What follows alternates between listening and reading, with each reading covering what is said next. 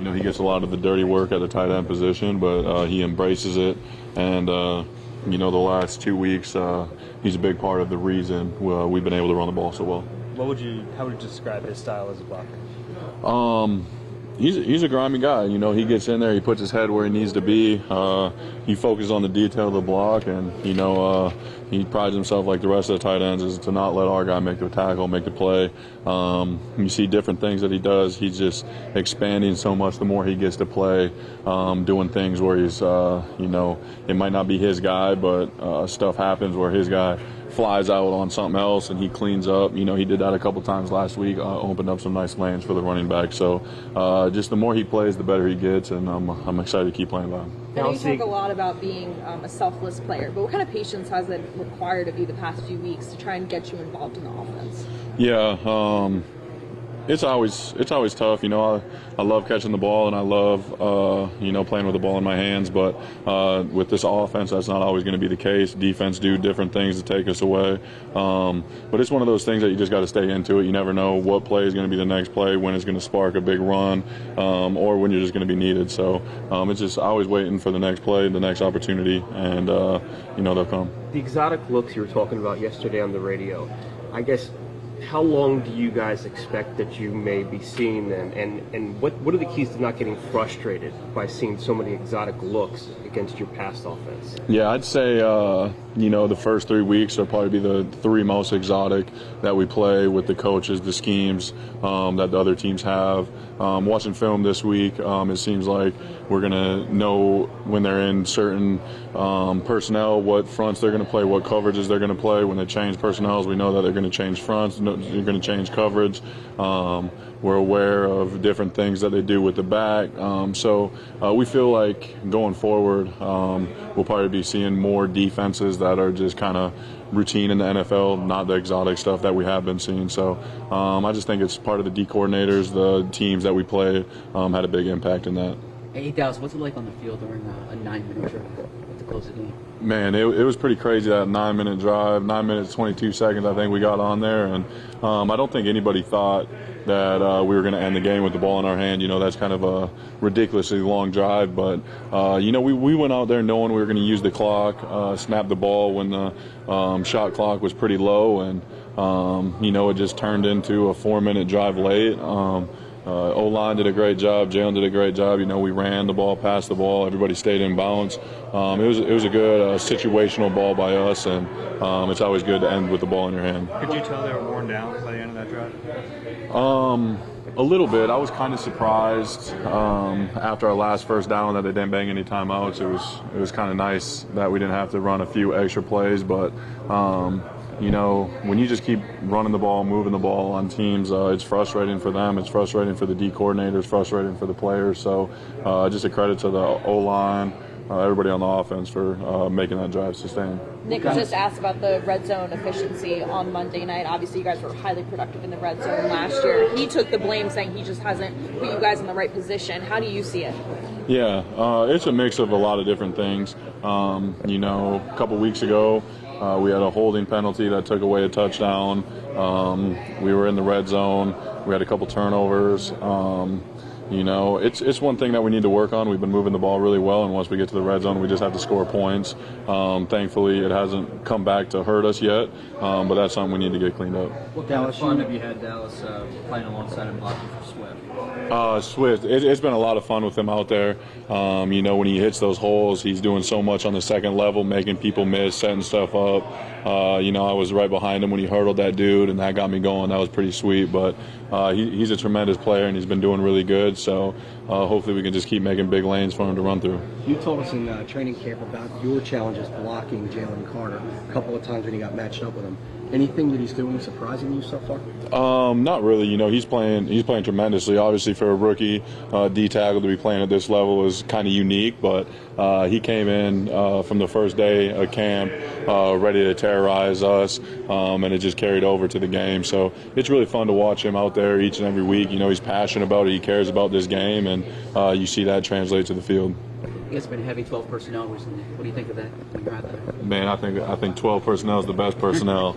I feel like 12 personnel can create matchups. Ever since I've been here, I feel like 12 personnel has been one of the better personnels that we do. When it was me and Zach, and now me and Jack, and sometimes me and Grant.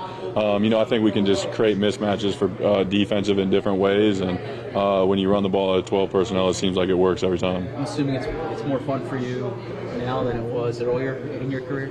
Oh no, it's always been fun. I like blocking, but so it's a lot of fun, and just to have someone that you spend so much time with, someone that works as hard as Jack and Grant and those guys. It's always cool to get them love and just to be in there with them. They're so excited, so it just makes my job that much better. How helpful are those years you had the experience being the second tight end in those situations? Helping those guys kind of get used to that role. Yeah, I remember early in my career, I was always amazed that Zach could go to the line and make the calls before Kelsey did. And now it's kind of like I'm to that point, so I'm just relaying what I know to Jack before we get out there and trying to help him with little things, just because you see the game so much differently the more you play it, and I'm just trying to help him evolve as fast as he can. Is the Washington film from last year tough for you to watch? Oh man, yeah, that wasn't much fun. Going out on a loss and having to sit out after 5 weeks isn't fun. Obviously, we turned the ball over way too much that game, and it'll be a good game against them this week, and excited to get back out there. Dallas, do you have to kind of keep your head on the swivel a little bit, because it was a pretty borderline hit, wasn't it? The game happened so fast. I doubt he meant to grab my face mask and things like that. It's just a game of, I think there's a 100% injury rate or whatever in this league, and you can't be scared, but you always got to be ready for whatever happens. It looked ugly. Yeah, it wasn't fun. I didn't enjoy it, but if it happens, it happens. You're never worried about it, never thinking about that, and hope to avoid it at all costs. How's Avonte doing? Avonte, he's as good as he can be. I've been spending some time with him, trying to keep his spirits up. To have a season-ending injury is never fun, and the bright side is I keep telling him that in a couple months he'll be feeling good. His foot will be feeling good from the time off, and once this season ends, just get ready for next season, because it'll be a big year for him. We talk about it, but I think at the end of the day, first and foremost, it's really just about being violent at the tackle position, and making sure you ensure that the tackles are running to the ball. So we've been doing a good job with effort and also being violent. You guys in the secondary, how much are you loving what these guys are doing to stop the run and really start forcing these teams to be one-dimensional? Oh, I love it. Of course, I'm a pass-first type of offender playing corner, but now I'm in nickel too, so I'm also in the run fits too. So them taking that load off my plate and being very effective in the run definitely helps me at nickel. Who can you point to, or why do you feel like the run stopping has been so good so far? I don't think you can really point to one individual. You got to look at all our D linemen and also our linebackers, and they're all doing their part, all doing their job, and they're all doing a great job at it. The DB room is very youthful now. How do you see your role as a veteran presence to really kind of keep these guys on track and lead them through a long season? Just be there, be present, and also helping them whenever I see, just giving out tips and nuggets here and there, just watching film, trying to give them more understanding of how offense is going to try to attack you on defense, and also from a technique standpoint. How do you think Sidney Brown has been developing? He's been playing well. Hopefully that he continues to improve and get better. He's been doing well, though. The team you're playing just gave up 5 turnovers, I think it was last week. Does that get you guys a little even more excited to think that there's going to be some opportunities this weekend to get one? Yeah, we're definitely excited going into this week. I know they have had some turnovers, but they're still a great team. Definitely have explosive players over there, have a strong arm quarterback. So he's definitely has our eyes open, and we're on our P's and Q's. But we definitely, I think we hold ourselves accountable, and we try to make sure we create turnovers on game day. How is McLaurin? What makes him such a great receiver? And I apologize if you've been asked. Oh, he's a great receiver because he speed, and I think at the point of attack, he does a good job of going after the ball, and he has strong hands. Well, how have you seen this offense progress from week 1 to week 3, now getting ready from week 4? What has the improvement been from your standpoint? Offense improvements. I'm trying to think of the last couple of weeks. All bunching up now? Well, bunching up. I think we've done a better job of executing and moving the ball well down the field. Still, we could work on just the red zone execution so we can score more touchdowns, but also offensively or offensive line play, because I don't know anything about routes, that we could do a lot better job of protecting QB, giving him more time to get through his reads. And so I think we've done a really good job of spreading out our playbook, running play actions, taking shots when we need to situationally. I think situationally we've been a pretty sound team, and we just got to go out there and execute. So I think we've done a good job of every week trying to get better at something, and that's the process that Nick Sirianni always talks about, and that's something that we continue to live by, and that's what we're going to do.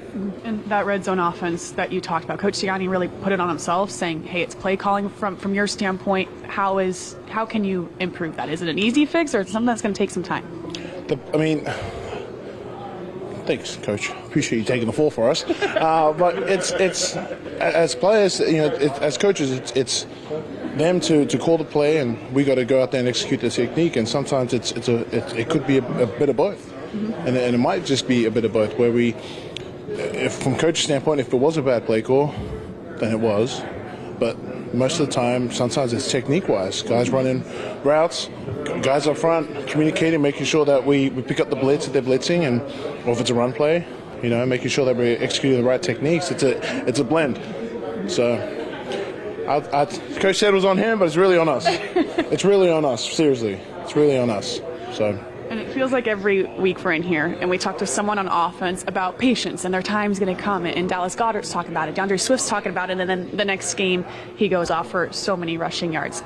How is that such a good problem to have for this offense, that you almost have too many weapons in managing that, and the egos and the patience and all of that? That's just the fundamentals that we live by. It's just the patience thing. We know that we know who we are. And, just because we're not putting up the numbers right now, we know we can. We're not playing up to the standard that we know we can play at, but that's just going to come. We just got to keep putting in the hard yards, starts today, and go from there. I think Swift's doing a phenomenal job right now, and hope he keeps going. And apologies if you've already been asked this, but that 9-minute drive, what did you see from that standpoint, and how impressive is that from an offense to be able to do something like that? I don't even remember that, honestly. I don't look at the clock much. Honestly, it's,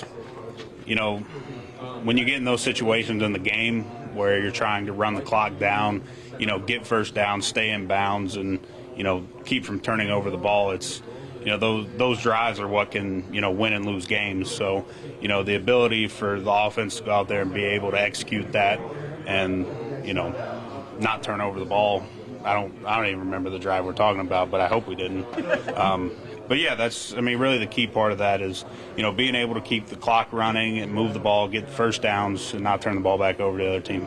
And how have you seen this offense progress? Week 1 to week 3, now getting ready for week 4. I know there was working out some kinks. How have you seen it improve? It's part of the process and playing this game is, you're trying to go into every week, every day, getting better, making adjustments, fixing things that you did wrong. And, that's really our goal this whole year is continual growth each week. You look, you see what you did good, what you did bad, you go assess it, and you fix it.